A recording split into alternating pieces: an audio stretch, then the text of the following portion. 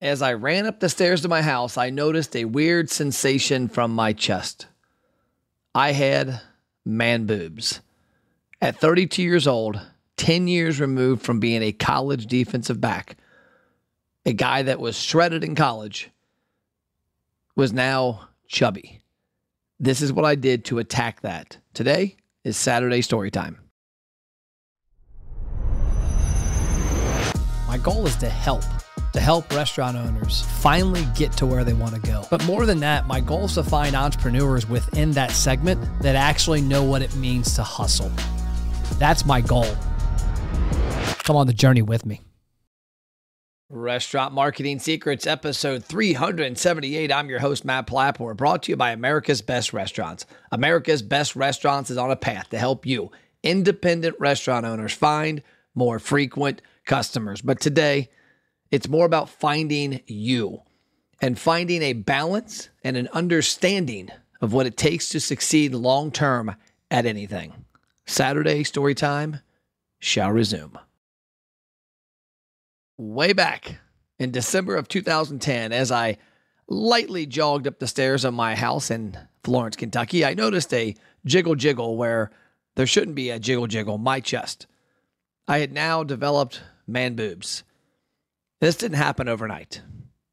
This happened gradually over 5 to 7 years of lack of intensity in the gym, zero cardio, and zero concern for what I was eating. And I'm going to tie this back to the end, of course, as you know I would, to your restaurant's marketing and your business practices. Because everything gets better with consistency. As Alex Hormozi said in one of his podcasts, he asked a group of billionaires, how did you become a billionaire? And the majority of them said, I did something for a really long time at a very high level. Period. Wasn't a year, wasn't 2 years, a long time. So back in 2010 when this happened, I thought about the fact that, hey, I've been going to the gym. What's going on here? I'm not going to run. That's stupid. I'm not doing cardio. There's got to be some secret, some easy way to lose these man boobs. I called up a guy named Rob Beal, who at the time owned Better Bodies and Silver Lake Recreation Center in Erlanger, Kentucky, and I guess the other one's considered Villa Hills. I said, dude, I need some help. What do you got? He recommended this group class they had called CrossFit. At the same time, I knew another guy. I can't even think of his name right now. Todd, I believe. Man, I'm getting old. Who had a group fitness environment gym up in Cincinnati. And I had known him because he had asked me for marketing help from a seminar. So I reached out to him as well. And so over the next couple weeks, I started going to their classes. And shit got real. I was in bad shape. I had one time driving home from Erlanger, Kentucky to Florence, literally 2 exits. Get on the Erlanger exit, pass Turfway, get off at Florence 18, go to my house. Probably 2 miles. 45 minutes later, I got home. I had to stop at a BP. I had to call a friend. I didn't know where I was. I didn't know what had happened. He's like, Matt, your blood sugar. You did some intense shit.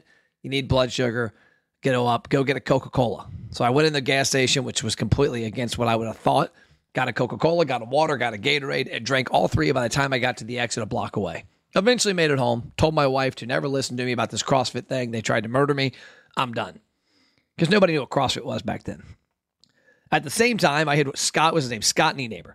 I had went to Scott Nienaber's gym, and I had watched as 50-year-old women whooped my ass in this group fitness class. The only dude. I would go Wednesday mornings at 8 o'clock. I would work out 8 to 9. I would get done. I'd get a shower, go to meetings. And man, I was getting my butt kicked. Now, I bring this up because all too often we think that success or that change is going to be simple. It took me 2 years after that point to actually lose the man boobs. No shit. 2 years. And I was, at the time, 202 pounds. I'm right now about 194, but I'm also a lot more muscular. I do have about 15 pounds I need to lose at this point. And I go up and down. I go between 185 to 195. But back then, I got down to 175 It took me about 4 years to get there, but it took me 2 years to really shed that 20 pounds of fat I had developed. And the important part of this conversation is, number one, being able to recognize something and be able to do something about it. Because as I sit here right now, September 9th, 2023, almost 13 years later, I've not stopped working out. This week, I've went to the CrossFit gym once. I went to my personal trainer once. I went to my daughter, who's a personal trainer with me, once. I ran a 2.5 mile downhill stair event with my team on Tuesday night. I'll run and do mobility tomorrow. I will have worked out 5 days this week. Had 1 day of travel, took 1 day off. You have to consistently do it and consistently push yourself. No matter if it's working out, marketing your restaurant, running your restaurant, building culture. I commonly look at restaurants and I watch how they deteriorate. I was at a restaurant Thursday night that a friend of mine now owns. It used to be a client. He sold it to my friend. My friend, I think, is in the process of selling it as well. But I texted him. Things look a little rough in there, bro. Because they did. There were so many little things in that restaurant that had just been ignored. Hell, there were stickers from a marketing program we helped them with 4 years ago. Still on the restaurant, faded into this wood railing. It had become background noise. The restaurant ignored it. And when you ignore that, it stacks up. And then you get to a point that you wonder why nobody comes in your damn restaurant. Matt Plapp didn't get man boobs from not working out for a year and not eating right for a year. I got man boobs from being lazy over 5 to 7 years and letting my diet slip drastically for 5 to 7 years. And then I didn't fix it with some magic pill. I fixed it with getting my ass kicked 3 to 5 days a week for a couple years. And I've not stopped. And so somebody today at the gym is the reason I'm telling you this topic. I'm talking about this today. He made a comment about how I've always stayed in shape. And I was like, you're right. I have been able to stay in somewhat shape, in decent shape for the most part, because I've not stopped putting in the effort, and I reevaluate all the time, and I examine what I can do differently. 6 months ago, I re-examined my intensity. I hired Jared. He suggested a supplement. I started taking the supplement last week. I'm always consistently looking for ways to improve what I'm doing. And also, I'm self-aware to know that I don't have the answers and that I need to look to others. And I also need to look in the mirror. I'm telling you this because I see this in a lot of small business owners. They use the excuse of business and being busy to get away from the things that they need to do. That same restaurant I was at the other day that I told you has kind of slipped. David Scott Peters would have fallen off his rocker. They used to weigh the cheese on their pizzas. I bought pizza from there 100 times. They would weigh the cheese. And one of my employees literally said, they're not weighing the cheese anymore. And I asked her, hey, what happened to the cheese weighing thing? Oh, I got rid of it. Didn't really like it. It slowed things down. So how do you know about your portion controls? Oh, we can figure it out. Well, David Scott Peters would tell you that's some profit going down the drain there, because you might have one employee whose hands are 40% bigger than anybody else's, and a handful of cheese on a couple hundred pizzas by the wrong size hand can lead to a much different outcome on your cost of goods, on your food cost. But they had gotten rid of stuff. They had just made changes on the fly. When I see small businesses not do things like that or give up on keeping track of things, give up on consistent effort, I see it in marketing. When I see them doing that, I know that failure is around the corner. And there's two things that I see consistently from restaurants. Number one, they believe that magic pill is around the corner to get rid of the man boobs on their marketing. They believe that there's something they can do for a few months that's going to fix what they've screwed up the last 5 to 7 years. I had to accept that I had to put some hard-ass work in for a couple years, and I've not stopped. Your marketing and your business is no different. There is nothing that's going to change what you have screwed up in a few years. You have to consistently do what it takes. That means putting in effort. If you're going to do a podcast for your restaurant, you don't do it for 3 months, you do it for 3 years, and then you look at the stats. That means doing live videos. You don't do a live video twice over a couple weeks and then look and go, oh, nobody watched. You look in 2 years.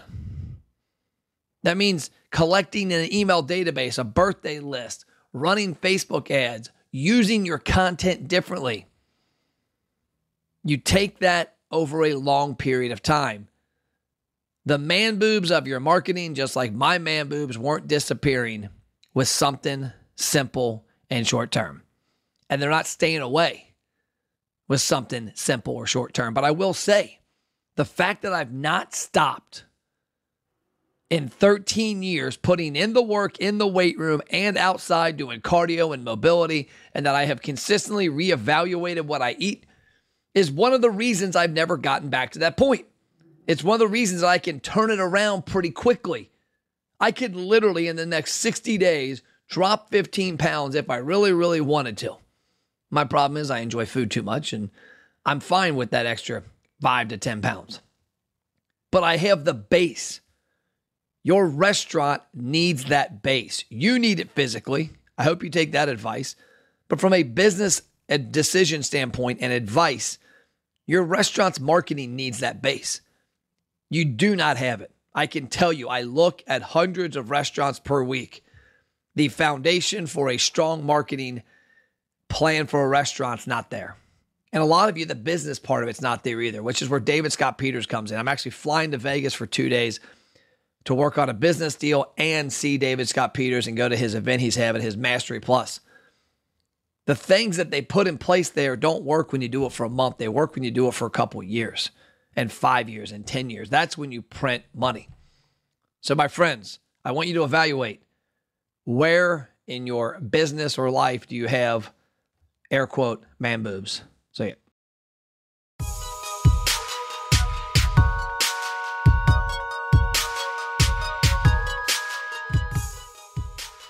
So as you know, I don't charge for my content. We don't have sponsors. We don't have product placement in here. But what I want your help with is spreading the word. If you're finding value here, do me a favor. Share this on your social media. Share an episode with something that made sense to you, that's relevant to your restaurant, that you got value from, and tag Matt Plapp and America's Best Restaurants. Also, go to America's Best Restaurants on Facebook and on Google and leave us a review. Let us know the impact we've had on your restaurant with our roadshow, with our marketing help, or with our podcast. And last but not least, if you want to take the next step and help me out a lot and help us out a lot, text me a testimonial, 859-743-2408. That's my cell. A selfie video would be awesome about the impact this content or our company is having on your independent restaurant. But worst case scenario, just a few kind words. The way we can help lift this industry up is to help get content like this to more independent restaurant owners, and you are the key to spreading the word. I appreciate your support. Have an amazing day.